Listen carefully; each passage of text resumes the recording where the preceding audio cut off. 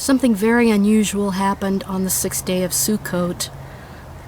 A gentleman was filming from the Mount of Olives a strange mist that covered the Temple Mount. So I'm going to read this article.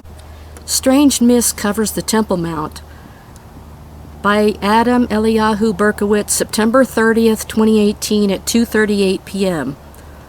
Quote, assuredly they shall be like morning clouds, like dew so early gone, like chaff whirled away from the threshing floor, and like smoke from a lattice. Hosea 13:3. On the 6th day of Sukkot, a group of Jews praying on the Mount of Olives witnessed a strange mist rising up out of the ground on the Temple Mount, enshrouding the holy site and obscuring the base of the Dome of the Rock. The service on the last day of Sukkot is called Hoshana Rabbah and marks the end of the week-long festival. The prayer service includes a special service in which 7 circuits are made by the worshipers with their lulav and etrog while singing praises of God. The mist remained for approximately half an hour, remaining close to the ground and confined to the Temple Mount compound. Joshua Wander, who filmed the strange mist, lives on the Mount of Olives. You can see the cloud over here. It looks sort of blue, but it was kind of curling up along that whole wall area. You kind of can't see in this picture too well, but it was curling up all around inside the walls of Jerusalem there.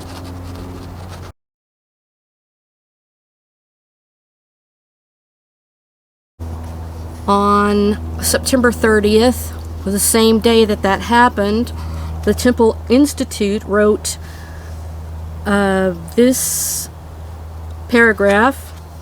For 7 days we have been dwelling in our humble Sukkot, which represent the protective clouds of glory that God ensconced us in as we left our exile in Egypt and headed for our permanent home in the Promised Land. On Simchat Torah, we step out of our homes in the clouds and place our feet back upon solid earth as we enter into the new year. But we don't simply place our feet back upon the hard reality which awaits us. We dance. And you know, when Yeshua's coming the second time, he's going to place his feet. He's going to come down in the cloud and he's going to place his feet on the Mount of Olives on the earth. So that is a pretty amazing connection. Although the Temple Institute, they're not believers in Jesus and he's not their Messiah according to them. But the coincidences of this are pretty astonishing nonetheless. Now there was more that happened during Sukkot. Ivanka Trump waved the lulav in the White House.